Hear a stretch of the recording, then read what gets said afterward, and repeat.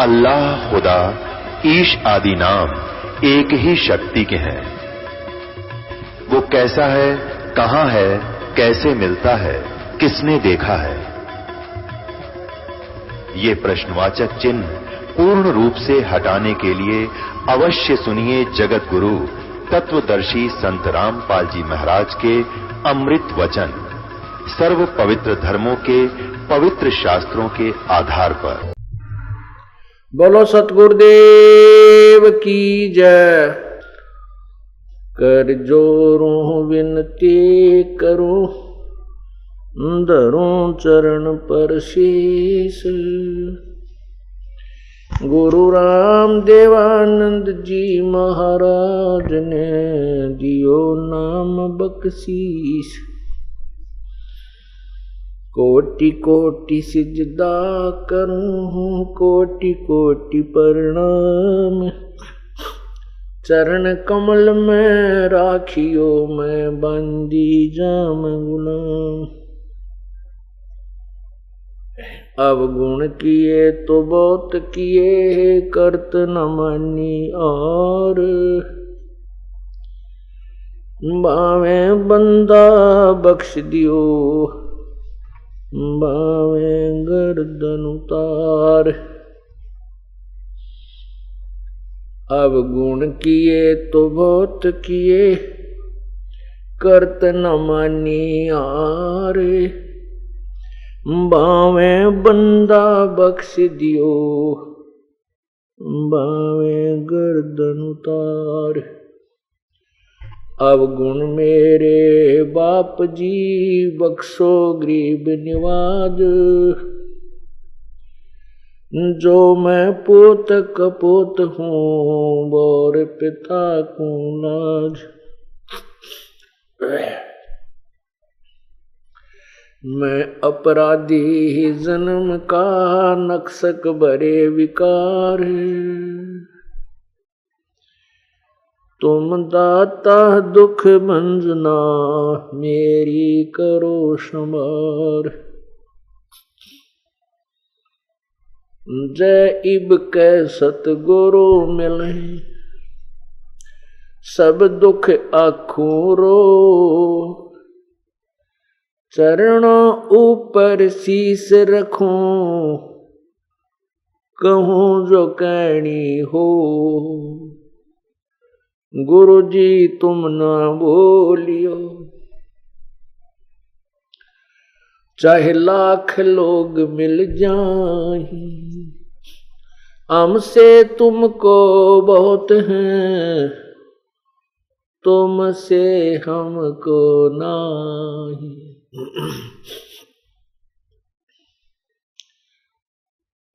तुम्हारे विसारे क्या बने, मैं किसकी शरण में जाऊं। शिव विरंच मुनि नारदा, तिनके हृदय न समा। अवगुण किए तो बहुत किए, करत न मानी हार। बावे बंदा बख्श दियो, बावे गर्दन उतार।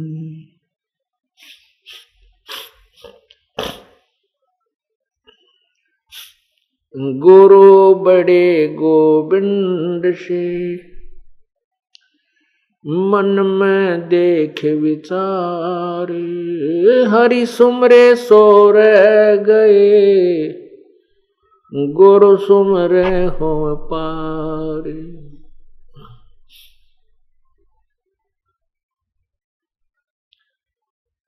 परम पिता परमात्मा,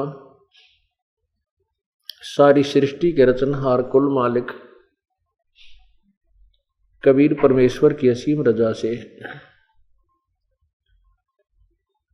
ये पूर्णमासी का सत्संग प्रारंभ हुआ।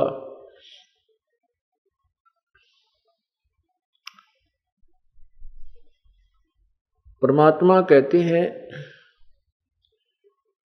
वो स्वयं ही यहाँ पर तत्वदर्शी संत बनकर आते हैं और अनजान संतों और ऋषि महर्षियों के द्वारा जो भक्ति का स्वरूप बिगाड़ दिया जाता है उसको स्वस्थ करने के लिए आते हैं। वो स्वयं ही परमात्मा होते हैं, वो परम अक्षर ब्रह्म वो स्वयं है, वही संत रूप धारण करते हैं, वही एक परम भक्त की भी भूमिका करते हैं।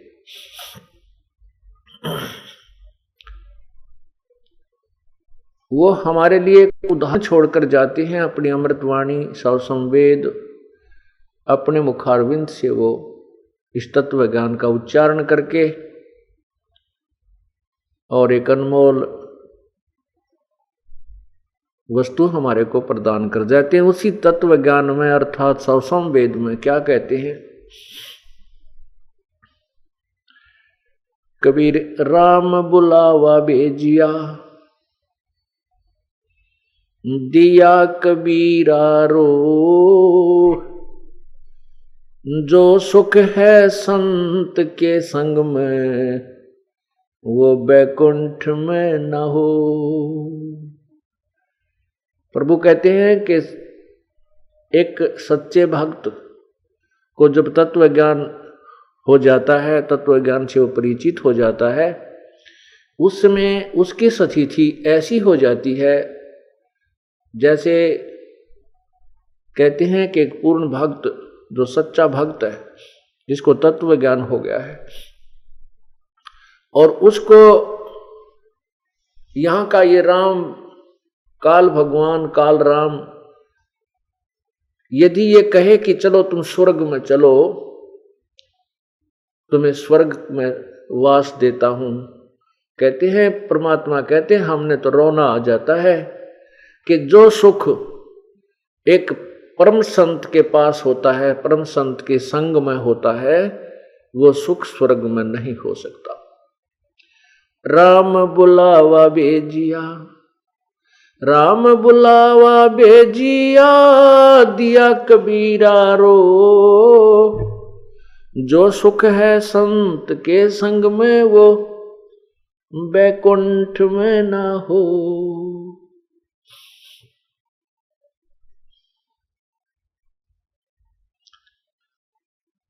पूरे संत के ऊपर ही सारी महिमा चलती है। अब जहां भी गुरु का जिक्र आता है आध्यात्मिक सदग्रंथों में, तो वहां पूर्ण गुरु की तरफ ही संकेत होता है, बाकी ये नकली गुरु भी गुरु ही कहलाते हैं। जैसे डुप्लीकेट वस्तु होती है उसका नाम भी उसी जैसा होता है, लेकिन वो ओरिजिनल वस्तु वाला कार्य नहीं कर सकती। उस परमपिता की कृपा से ही सत्संग में आना होता है। वो भक्त बहुत ही पुण्यकर्मी होते हैं जिनको सत्संग में आने का अवसर प्राप्त होता है। इसी समय में कोई हॉस्पिटल में पड़ा है, कोई किसी टेंशन में पड़ा है, किसी को कोई कष्ट है, कोई किसी कारण से कोई चोरी की तैयारी कर रहा है, कोई डाके की तैयारी कर रहा है, कोई 2 नंबर के काम की स्कीम बना रहा है, कोई राजनीति में उलझा बैठा है, कोई कुछ हो रहा है, किसी के साथ कोई झगड़ा हो रहा है। और जो पुण्यात्मा यहाँ सत्संग में पहुंची हैं, धन्य है उनके माता पिता जिनसे जन्म हुआ, धन्य है वह पुण्यकर्मी प्राणी जिनको यहाँ आने का सुअवसर प्राप्त होता है।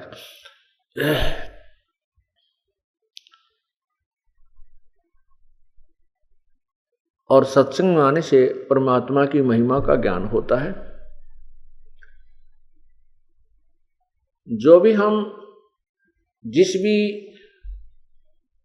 व्यवसाय के अंदर हम प्रवेश करते हैं उसका ज्ञान हमें पूरा होना चाहिए, तभी हम उस व्यवसाय में सफल होते हैं। ये भी एक सौदा है, ये राम नाम का सौदा है, राम नाम का बिजनेस है। इस बिजनेस के विषय में आप पूर्ण रूप से मास्टर हो जाइए, फिर देखना इसमें कितना आनंद आता है। जब तक आप इसके मास्टर नहीं होते, आपको ज्ञान नहीं होता, तो आपको कोई भी विचलित कर सकता है। दास का उद्देश्य यही रहा कि मैं आपको ऐसे रंग में रंग दूं, आपको वो तत्व ज्ञान करा दूं कि छोटे छोटे बच्चे भी यहां के ब्रह्मा विष्णु महेश से भी विचलित नहीं हो पाएंगे।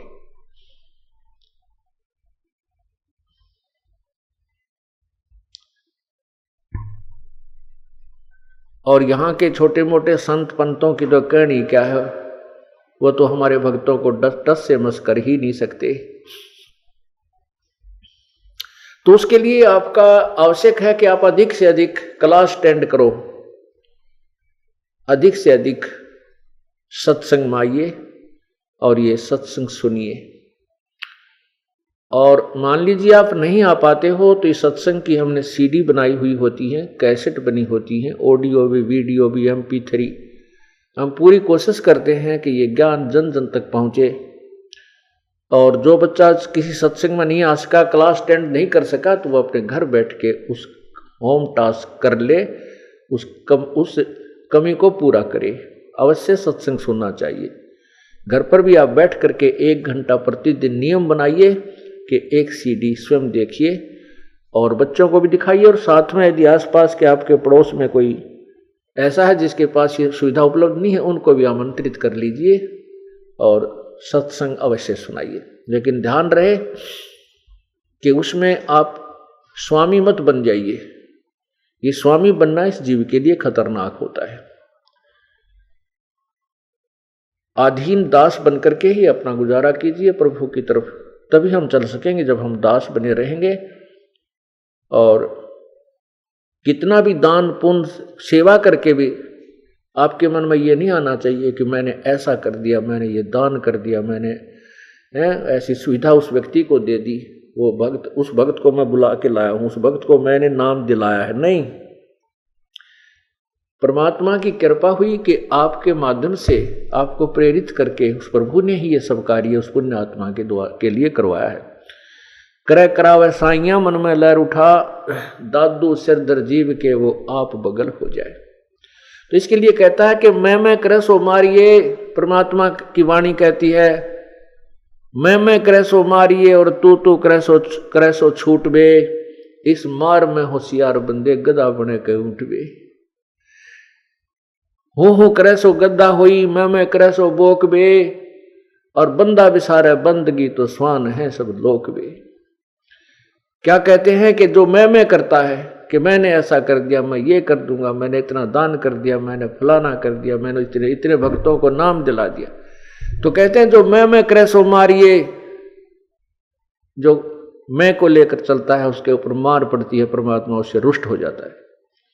और तू करे सो छूटवे, कि नहीं परमात्मा ये आप ही की कृपा है, हे प्रभु आप ही करवा रहे हो इस दास से, हम कुछ करने योग्य नहीं थे। तो कहते हैं तू करे सो छूट बे। इस मार में होशियार बंदे गधा बने के ऊंट बे।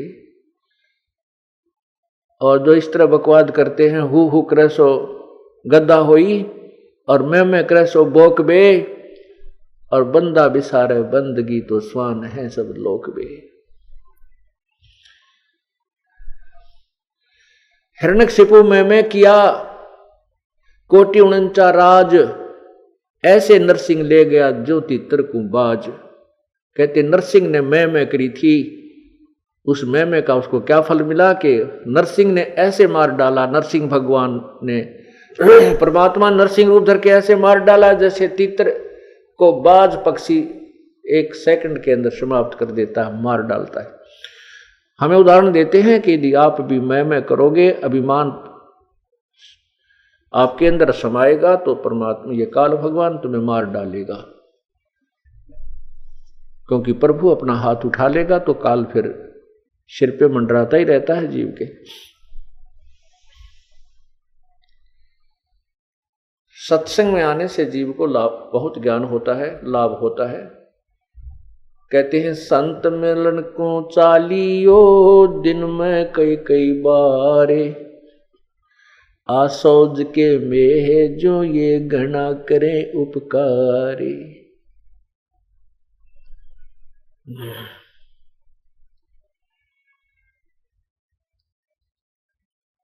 संत मिलन को चालियो तजमाया अभिमान, जो जो कदम आगे रखे ओहे यज्ञ समान। कितना पुण्य भी होता है साथ के साथ। सत्संग में जब आप चलते हो, कई दिन पहले ही आप अपने कार्य की एडजस्टमेंट करते हो। सर्विस वाला छुट्टी के लिए प्रयत्न जारी कर देता है, मजदूर है वो बेचारा अपने उसी तरह अपना काम को एडजस्ट करता है, किसान है, दुकानदार, बिजनेसमैन है, जो भी है वो कई दिन पहले से ही अपनी सेटलमेंट करके और सत्संग की तरफ चलता है। कहते हैं सत्संग में कैसे आना चाहिए। जैसे किसी व्यक्ति को किसी शहर के प्राइवेट और सरकारी हॉस्पिटल जवाब दे देते हैं और कहते हैं कि आप दिल्ली ऑल इंडिया इंस्टीट्यूट के अंदर अपनी चेकिंग कराइए।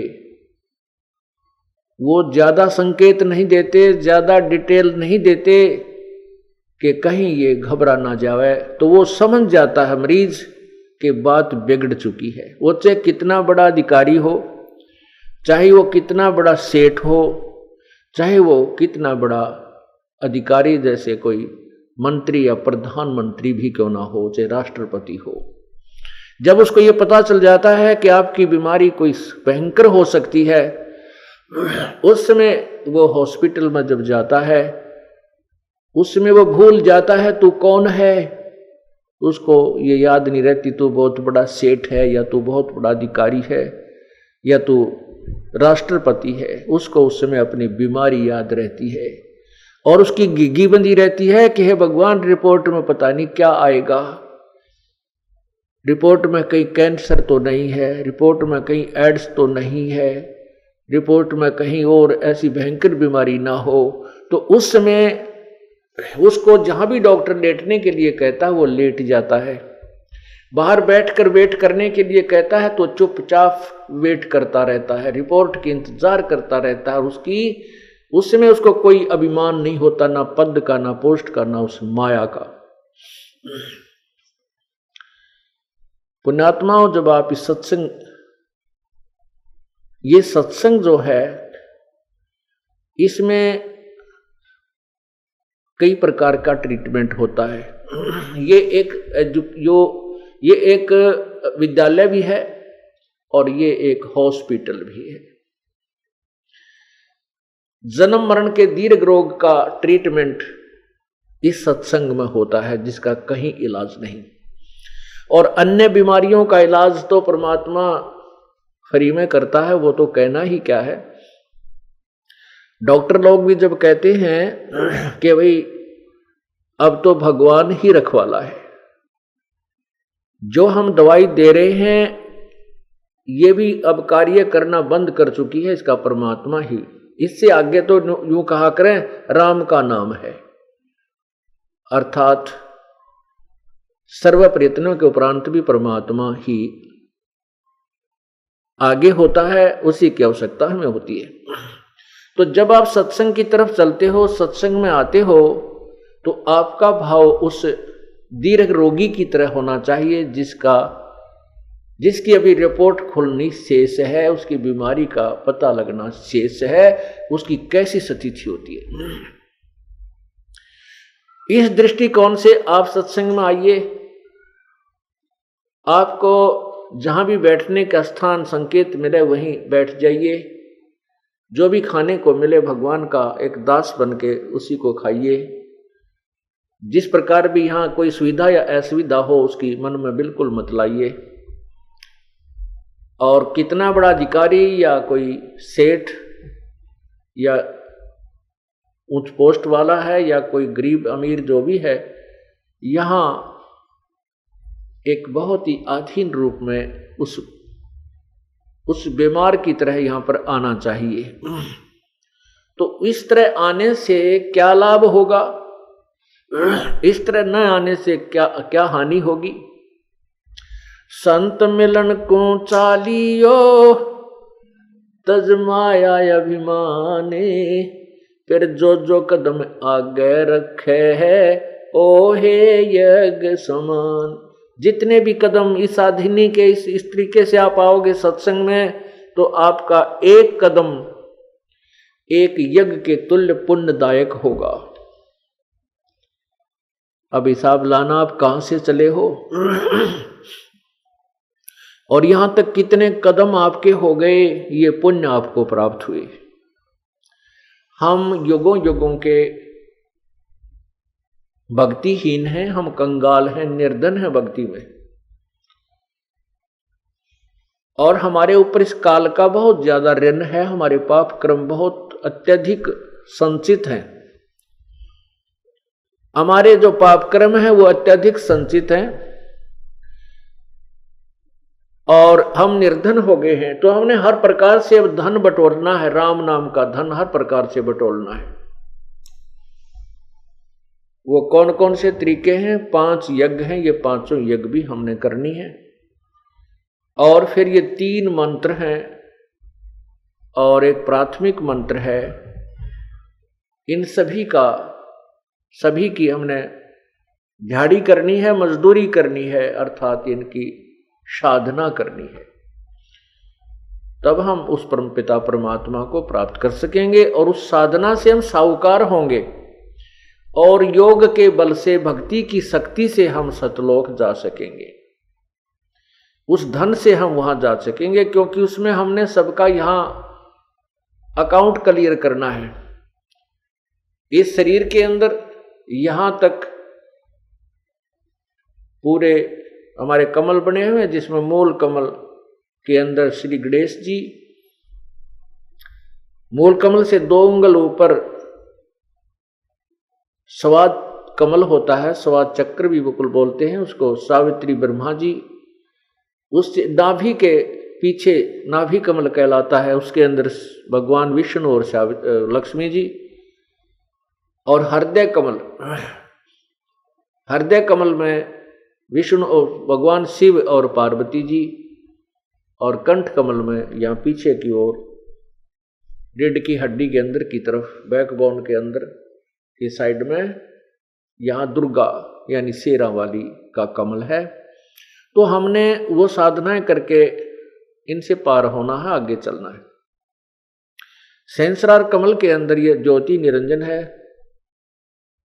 तो हम पहले त्रिकुटी में पहुंचेंगे। त्रिकुटी में जाने के बाद हमारा वो 2 मंत्र का जो सतनाम है, वहां उसका हिसाब होगा। उसमें से एक मंत्र की कमाई हम वहां दे देंगे।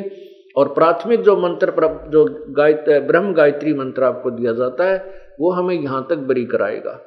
ब्रह्मा जी, दुर्गा जी, शिव जी और विष्णु भगवान और ब्रह्मा और गणेश जी के लोकों से हमने पार कराएगा। इनका जो मजदूरी हम करते हैं, प्रथम मंत्र का जाप करते हैं, या कमाई इनको देंगे, ये हमें यहाँ से जाने देंगे, हमारा अकाउंट क्लियर होगा। और फिर त्रिकुटी पर जाकर के हमने ये जितने यज्ञ हम कर रहे हैं और ये ओम नाम का जो जाप सतनाम के अंदर है, उसकी कमाई हम त्रिकुटी पर जाकर इस ब्रह्म ज्योति निरंजन को दे देंगे, जिसने गीता जी का ज्ञान हमें दिया है। और वो खुद कहता है गीता जी के 18वें अध्याय के 66वें श्लोक में कि सर्वधर्मान परित्यज माम एकम शरणम व्रज अहम त्वा सर्व पापे भय मोक्षामि मा शुच। गीता ज्ञान दाता भगवान कहता है कि तू मेरे लेवल की जितनी भी साधनाएं हैं वो मुझ में छोड़ दे। धार्मिक जितने कर्म तूने किए हैं मेरे सत्र के, वो मेरे में छोड़कर फिर उस एक सर्वशक्तिमान की शरण में व्रज माने जा, तब मैं तुझे सब पापों से मोक्ष कर दूंगा, तू चिंता मत कर। इसी का समर्थन गीता जी अध्याय 18 का श्लोक 62 में कहा है। गीता ज्ञान दाता कहता है कि हे भारत, तू सर्वभाव से उस परमात्मा की शरण में जा, जिसकी कृपा से तू परम शांति और शाश्वत स्थान अर्थात सतलोक को प्राप्त होगा।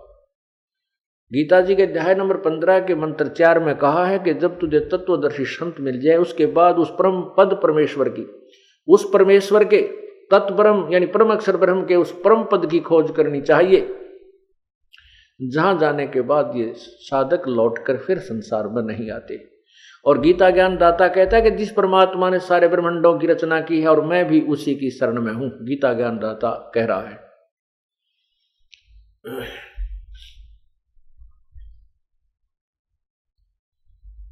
तो इस प्रकार सतनाम का जो दूसरा मंत्र होता है, ये 2 अक्षर का होता है सत्यनाम। तत् है वो तत् सांकेतिक है, जिन्होंने दूसरा मंत्र प्राप्त है उनको पता है। तो उस दूसरे मंत्र की जो कमाई हम आगे देंगे, जो परब्रह्म के लोकों को पार करेंगे। और तीसरा मंत्र जो सार नाम है वो हमें सतलोक में स्थायी स्थान दिलाएगा, उसकी कमाई सतलोक में ले जाएगी। तो प्रसंग चल रहा है कि हमने धनी होना है, बहुत से यज्ञ करने हैं। राजा लोग धनी होते थे, वित्तीय धनी होते थे, वो बहुत से यज्ञ किया करते थे। कोई 100 यज्ञ कर देता था, कोई 200 कोई 1000 यज्ञ करते थे।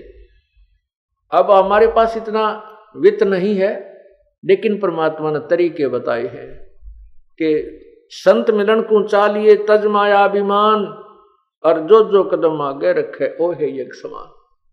तो आप अपने घर से यहां तक आए हो, जितने भी कदम आपके रखे गए वो आपके एक एक यज्ञ के तुल्य पुण्यदायक हैं।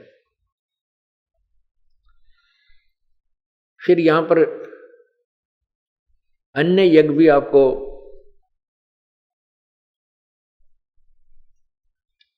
करवाई जाती हैं आपसे, जैसे ज्ञान यज्ञ चल रहा है और यहां पर हवन चल रहा है परमात्मा का।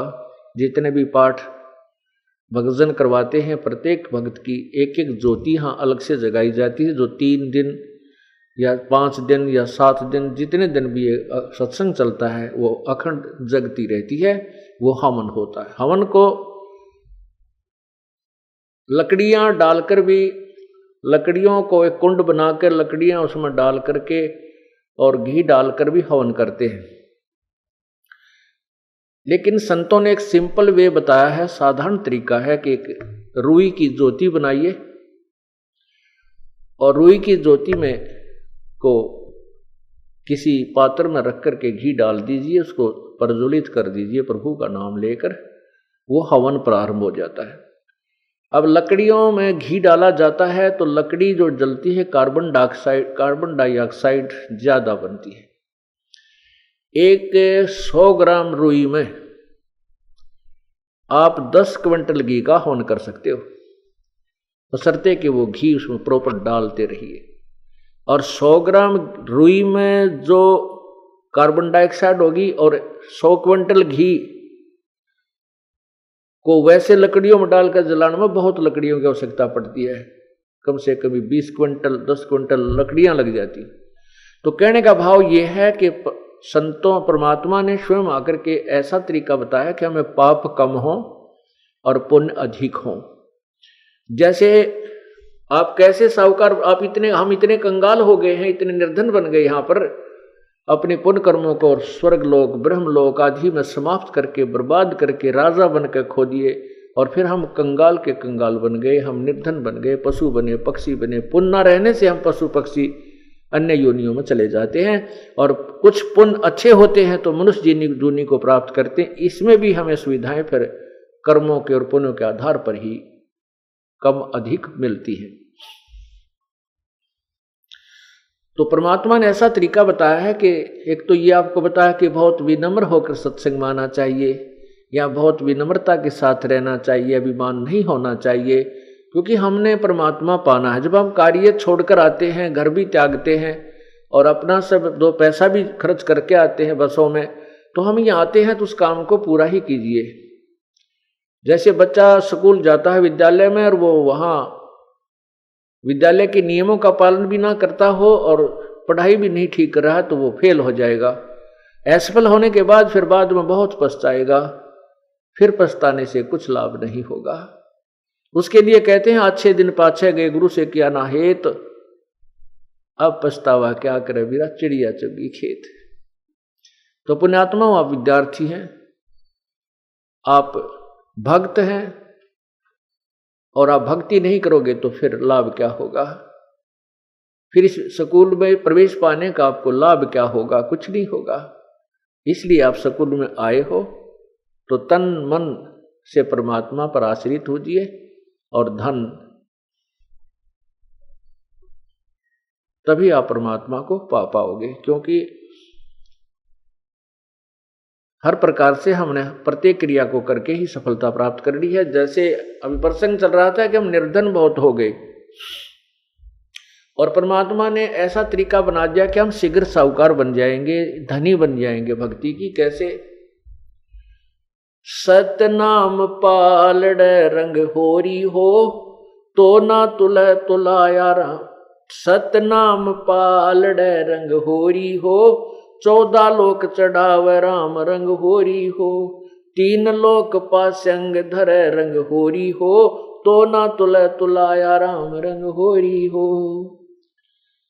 क्या बताते हैं कि एक सतनाम, सच्चा नाम, सतनाम जो 2 अक्षर का होता है, जिसमें एक ओम मंत्र है और दूसरा तत्व मंत्र है जो सांकेतिक है, जो दास आपको बताता है। जब आप प्रथम मंत्र प्राप्त करके और 4 महीने के बाद आपको द्वितीय मंत्र अर्थात सतनाम दिया जाता है, उसको बताया जाता है। आप इसको किसी को नहीं बता सकते क्योंकि आप अधिकारी नहीं और आपको हानि हो जाएगी। तो ये सतनाम का एक सिमरन श्वास उश्वास से करना होता है। परमात्मा कहते कहता हूं कहीं जाते हूं कहूं बजा के ढोले। श्वास जो खाली जात है ये 3 लोक का मोल। और अभी गरीबदास साहिब जी ने परमात्मा से प्राप्त उस तत्व ज्ञान के आधार पर क्या बताया है कि सतनाम पालड़ रंग होरी हो। एक तराजू के, एक तुला के, एक बैलेंस के एक पालड़े में वन साइड तो रख दे श्वास उश्वास के द्वारा सतनाम का एक मंत्र की कमाई, और दूसरी तरफ कहते यहाँ के 14 लोक, ये 7 नीचे के और 7 ऊपर के, ये 14 लोक, ये और ये 3 लोक अलग हैं, ये पाताल लोक, पृथ्वी लोक और स्वर्ग लोक। और इनमें ब्रह्मा विष्णु महेश की पुरी भी अलग होती है। तो क्या कहते हैं, ब्रह्मा विष्णु महेश के भी लोक 3 लोकों में अलग से 3 पुरी हैं, ये 3 स्थान हैं। तो यहाँ पर उन्हीं की तरफ संकेत है। कहते हैं कि उस एक तरफ तो श्वास उस श्वास का एक सिमरन सतनाम का, यानी अधिकारी संत से प्राप्त करके उसकी कमाई रख दे, और दूसरी तरफ 14 लोक चढ़ा दे और 3 लोक पासंग धरे। पासिंग क्या होती है कि पहले पुराने समय में एक तराजू होते थे, ये हाथ तो पकड़े, अब तो बहुत सेंसिटिव आगे हैं, इलेक्ट्रॉनिक्स के भी तराजू बन गए हैं, बैलेंस बन गई है तुला। पहले देसी जुगाड़ हुआ करते अपने, और उसमें एक तराजू होता था और उस तराजू में भी डिफेक्ट होता था। पासिंग बोले डिफेक्ट हो उसमें, उस डिफेक्ट को ठीक करने के लिए, बैलेंस बनाने के लिए जो सामग्री तोला करते थे, जैसे कोई चने तोला है, गुड़ तोलता है या खांड तोला है, तो उसी में से कुछ उठाकर उस साइड में रख लेते थे जिस साइड में वो डिफेक्ट था, उसको लेवल करने के लिए, बैलेंस करने के लिए, इक्विवेलेंट करने के लिए। और उसी साइड में फिर बट्टे रखा करते, बाट, और दूसरी तरफ फिर वो कणक या जो भी तोलना है उसको तोला करते थे। कहने का भाव यह है कि जो वो पासिंग डिफेक्ट करने के लिए रखा करते, वह तो कोई कीमत नहीं होती, वो तुम्हें गिरा करते ठा करके। तो यहाँ क्या बताना चाहते हैं कि एक सतनाम की कीमत इतनी है, जिस विधि से हम बताते हैं तुम कितने साहूकार बन जाओगे। सतनाम एक पालड़े रंग होरी हो, 14 लोक चढ़ावे राम रंग होरी हो। 3 लोक पासंग धरे रंग होरी हो, भाई तो न तुला तुलाया राम रंग होरी हो। तो भी वो पलड़ा भारी रहेगा। कौन सा? जो एक श्वास उश्वास का सिमरन है। अब आप देख लेना आप कितना सुमन करते हो और फिर भी रह जाते हो, इसका मतलब है कि हमारे ऊपर बहुत ज्यादा ऋण है, बहुत ज्यादा ऋण है। असंख्य युग हो गए हमने याद इस काल के जाल में फंसों को।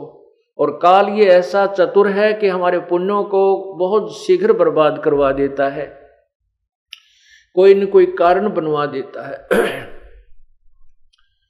और फिर हम जैसे थे उसे फिर हो जाए।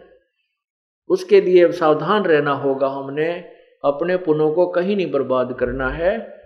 घड़ी डिमांड भी ना करनी चाहिए परमात्मा से, मन ये दे दे, मेरा ये हो जा, 2 कोठी हो जाए, एक और बना लूं, ये भगवान एक छोरा का और थोड़ा प्लाट मिल जाए। हम यही तंग मांगते रह जाते हैं। नहीं, परमात्मा से आप मोक्ष, भक्ति और मोक्ष मांगिए, और भक्ति में ये सब अपने आप मिल जाएंगी जिनकी आप अलग से डिमांड करते हो।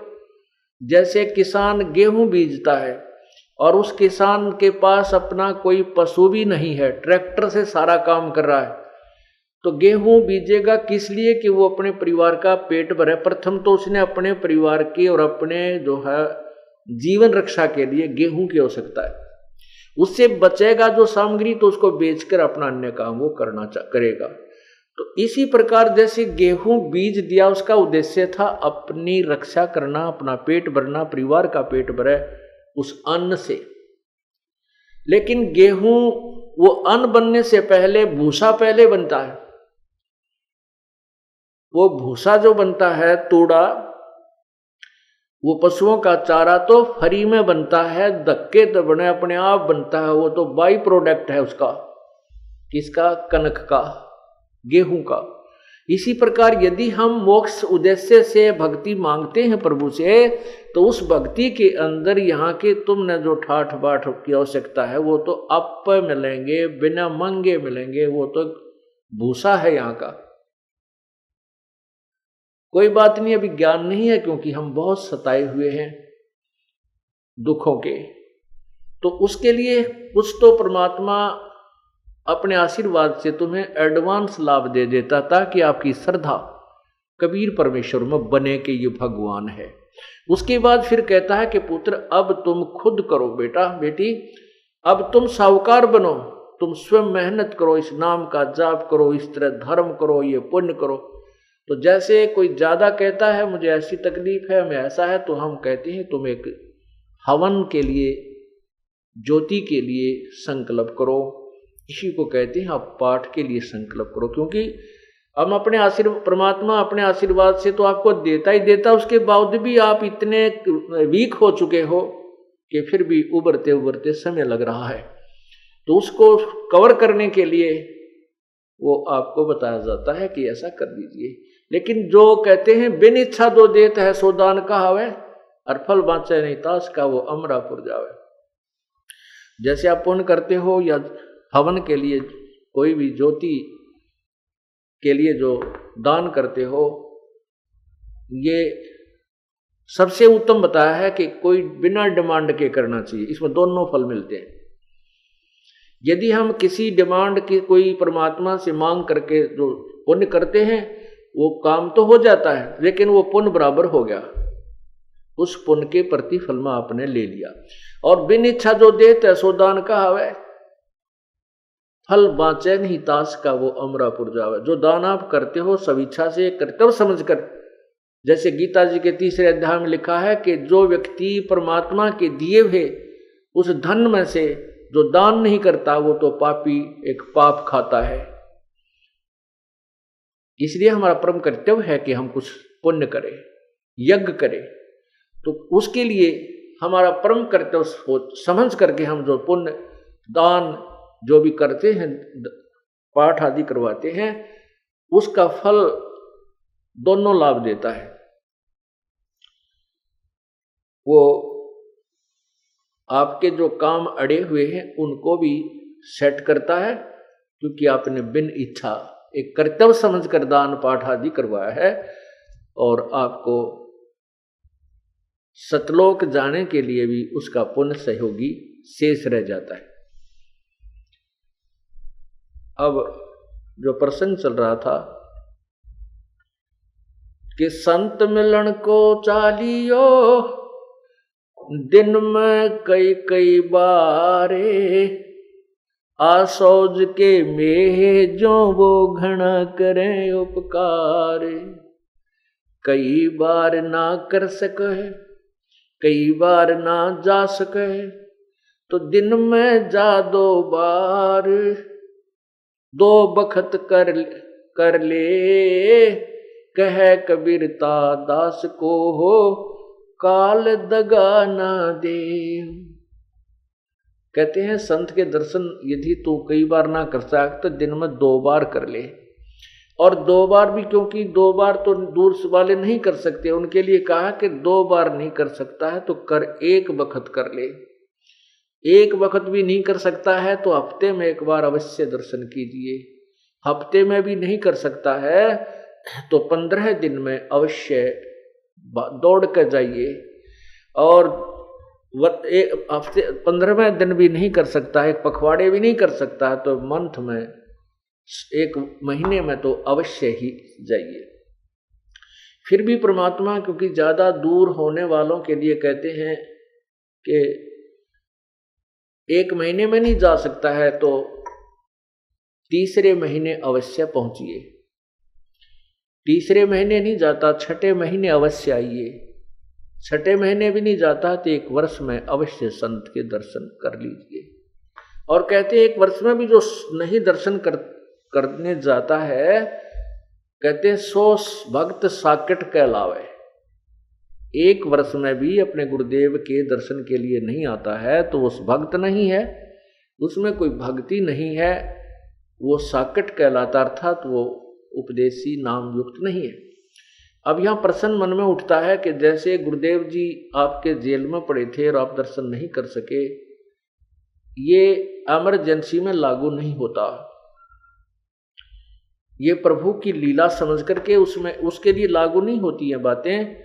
जैसे आप स्वतंत्र हैं, आप और दास भी विराजमान है और अब भी आपकी रुचि कच्ची है तो आपकी भक्ति का लेवल, आपकी भक्ति का सत्र आपके पास विद्यमान है कि आप कितने भगत हो, कितनी आपकी श्रद्धा है, कैसे उमंग आपके अंदर उठ रही है या नहीं उठ रही है। उतनी ही लगन से आप यहां आ रहे हो तो उतना ही आपके अंदर प्रभु का प्यार है, आपकी श्रद्धा है।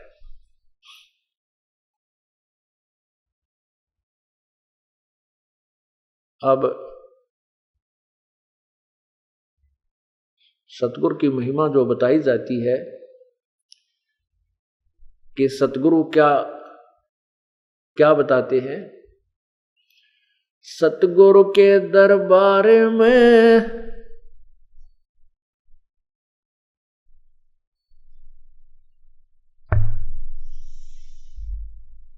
सतगुरु के दरबार में जाइयो कई 1 बारे, भाई भूली वस्तु याद दिलावे है सतगुरु दातार।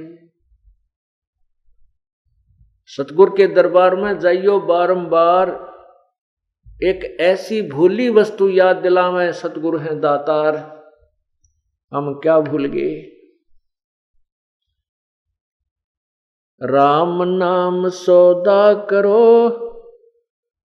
राम नाम निज सार है, राम नाम निज मूले, राम नाम सौदा करो भाई, राम नाम ना बोले।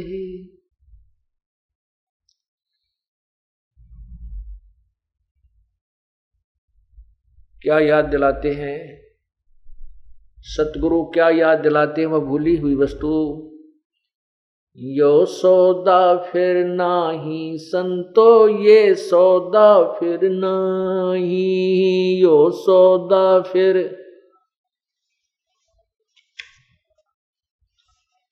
यो सौदा फिर नाही रे संतो, यो सौदा फिर नाही, ये सौदा फिर नाही रे संतो। लोहे जैसा ताव जात है, लोहे जैसा काया दे सराही रे संतो, यो सौदा फिर नाही, यो सौदा फिर नाही रे संतो। तीन लो यो दम टूटे पेंडा फूटे, यो दम टूटे पेंडा फूटे, हो लेखा दरगा माहिर संतो, यो सौदा फिर नाही यो सौदा।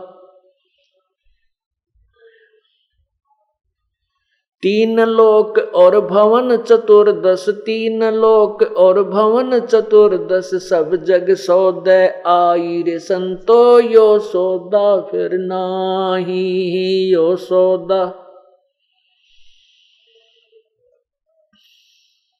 दुगने तिगने करे चौगने, दुगने तिगने करे चौगने, किन्हों मूल गंवाई रे संतो, यो सौदा फिर नाही यो सौदा।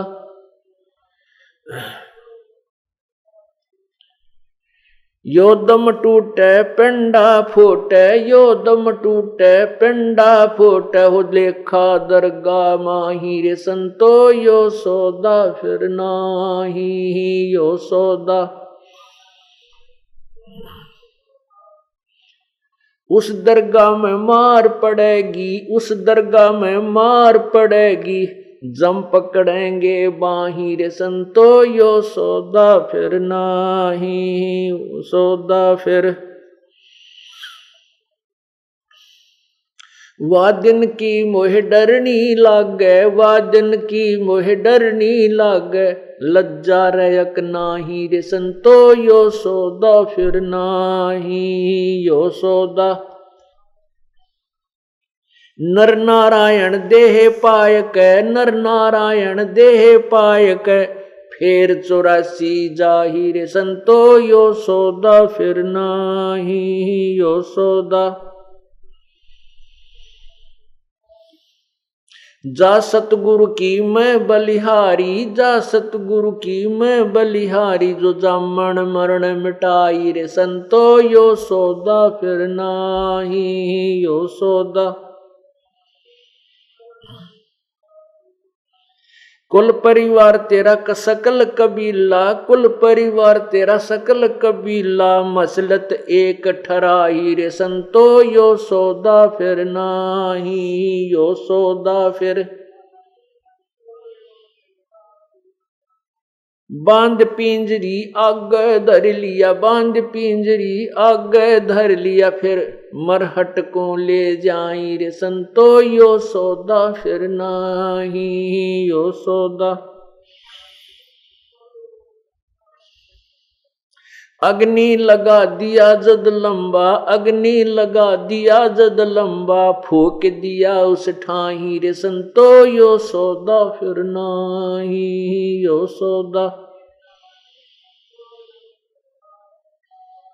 वेद बांध फिर पंडित आए, वेद बांध फिर पंडित आए, पीछे गरुड़ पढ़ाई रे संतो, यो सौदा फिर नाही यो सौदा।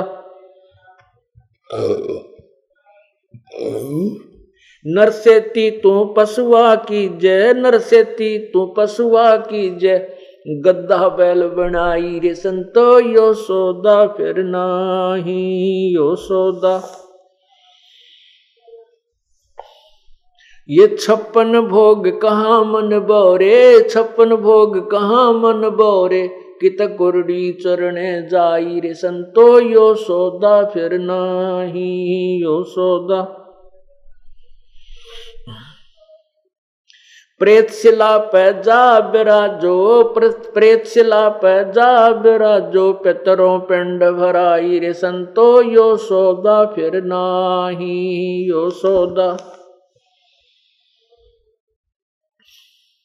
बहुर श्राद्ध खान को आए, बहुर श्राद्ध खान को आए, काग भये कलमाई रे संतो, यो सौदा फिर नाही यो सौदा।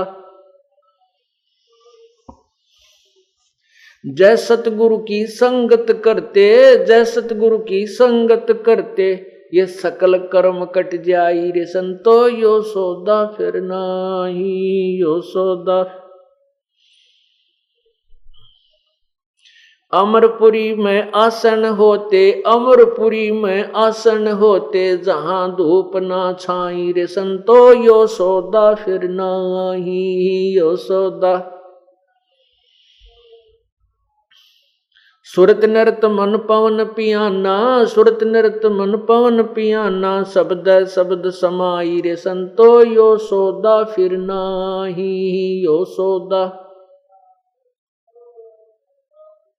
गरीबदास गलतान महल में, गरीबदास गलतान महल में, मिले कबीर गुसाई रे संतो, यो सौदा फिर नाही, यो सौदा।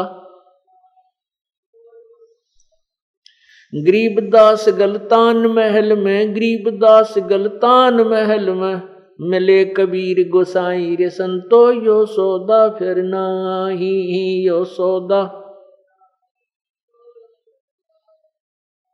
सत्साहिब। अब सत्संग के अंदर संत वो भूली हुई वस्तु को याद दिलाते हैं, जिसके ज्ञान के बिना हम बहुत गलतियां कर जाते हैं और अनमोल मनुष्य जीवन को बर्बाद कर देते हैं। इस अमरवाणी में क्या बताया है, आदरणीय गरीबदास साहिब जी ने परमात्मा के दर्शन उपरांत जब प्रभु के से मिलन हुआ, परमेश्वर ने उनको तत्व ज्ञान बख्शा, उसके बाद उन्होंने उसी तत्व ज्ञान को अपने वाणी के माध्यम से, अपने वचन के माध्यम से निर्णायक तरीके से बताया है। क्या बताया है कि ये सौदा फिर नाही संतो, यो सौदा फिर नाही। अब कोई तो बिजनेस करता है किसी प्रकार का, और उससे वो केवल सांसारिक यहाँ की सुविधाओं के लिए ही वो धन एकत्रित करता है, और वो यहाँ से जब प्रस्थान करता है, इस लोक को त्याग कर वो दूसरे लोक में जाने की तैयारी करता है, उस समय वो सारे जीवन का जोड़ा हुआ धन उसका यही रह जाता है। तो ये भी सौदा अच्छा नहीं लगा। चाहे कोई राजा बना है, राजा की भी मृत्यु हो जाती है, राजा की मृत्यु हो जाती है, उसके सारे ठाठ बाट यही रह जाते हैं। ये भी सौदा ठीक नहीं जचा। कौन सा सौदा है?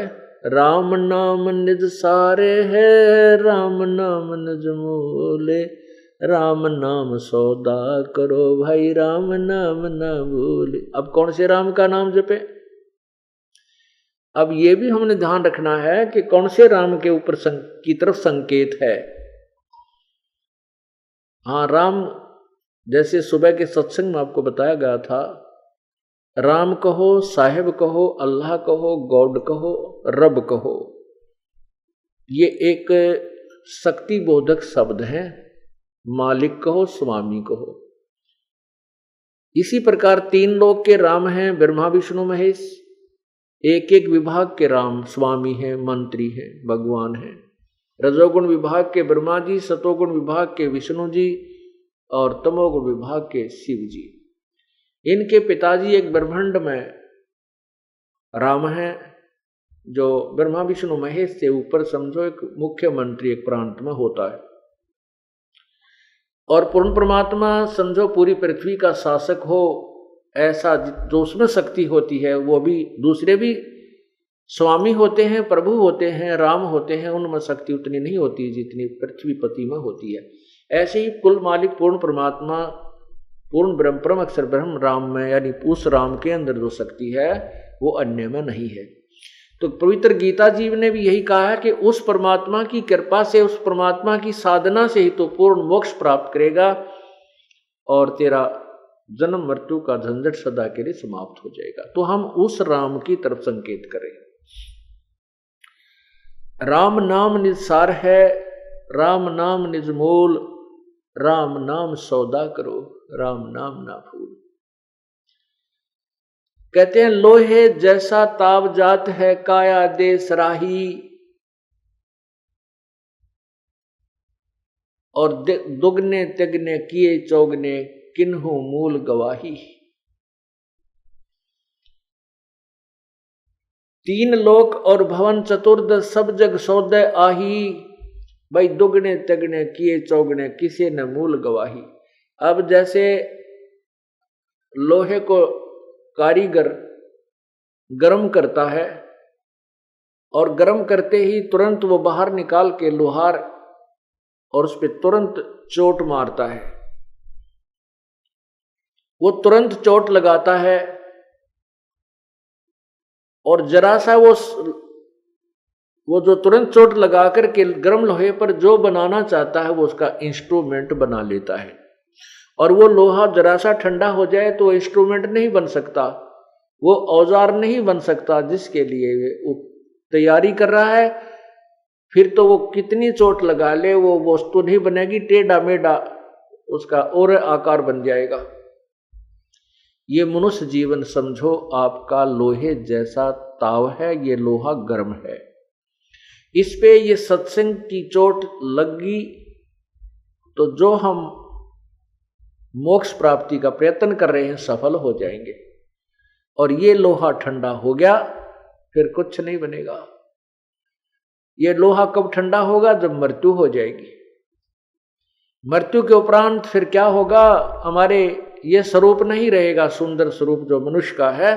फिर वो लोहा ठंडा होने के बाद उस पर चोट लगाता रहे तो वो टेढ़ा मेढ़ा हो जाता है, कुछ और ही आकार बन जाता है। तो हमारा फिर और आकार बन जाएगा।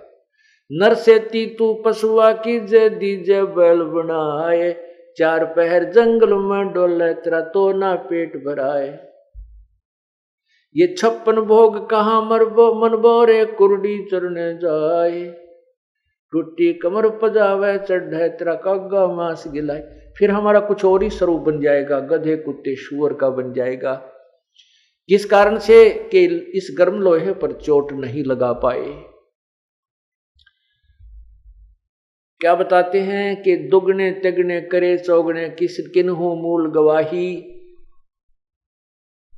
अब जो पुण्यात्मा किसी के पास 1 लाख रुपए मूलधन है और उस मूलधन से वो बिजनेस नहीं करता है, उसको सदुपयोग नहीं कर रहा है और उसको कहीं ना उसी में दगुटी लगा हुआ है, सिनेमा देख कर आता है, कार लेकर किराए पर सैर सपट्टे करता फिर रहा है और सौदा कर नहीं रहा, बिजनेस में नहीं लगा रहा, तो वो कंगाल हो जाएगा। उस मूल को भी नष्ट कर देगा, मुख्य पूंजी को भी समाप्त कर देगा और वो कंगाल हो जाएगा। और समझदार व्यक्ति उसी धन को अच्छी सदुपयोग करते हैं, बिजनेस में लगाते हैं तो दुगने तिगने चौगने बना लेते हैं। ये श्वास रूपी पूंजी प्रभु ने हमें दी है। सत्संग में आने से ये चेतना होती है, ज्ञान होता है कि हमने इसका सदुपयोग करना चाहिए। तो सदुपयोग करने वाले को तो दुगने तिगने चौगने हो जाते हैं और जो यहाँ नहीं आते उनको ज्ञान नहीं होता। वो इसी मनुष्य शरीर को व्यर्थ के ऐश्वर्य के अंदर और इधर उधर के गप्पे आंख के कोरे पाप को मां के बर्बाद कर जाता है। वो कंगाल हो जाता है, मूल पूंजी को नष्ट कर जाता है। 3 लोक और भवन चतुर्दश सब जग सौदे आही, दुगने तिगने किए चौगने किन्हु मूल गवाही। फिर क्या होगा?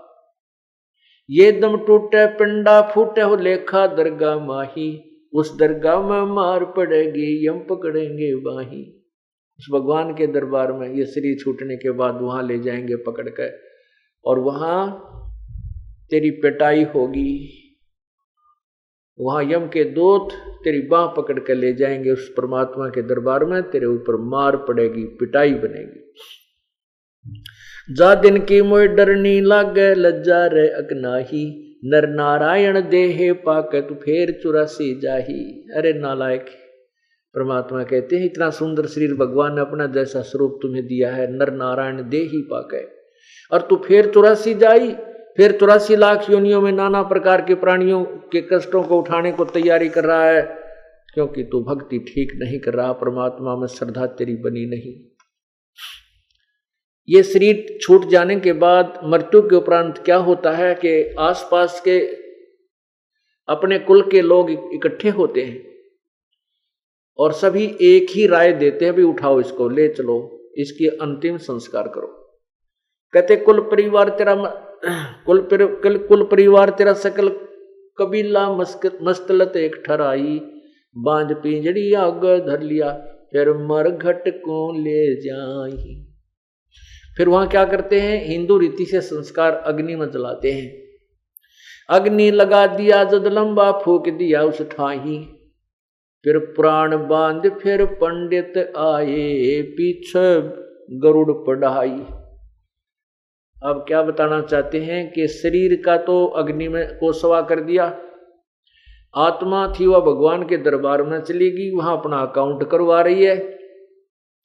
और पीछे से ये मेरे जैसे ठग गुरु लोग एक अपना कच्चा नियम बना करके, नकली नियम बना करके, और फिर क्या कहते हैं कि गरुड़ पुराण का पाठ करा दो, उसका मोक्ष हो जाएगा।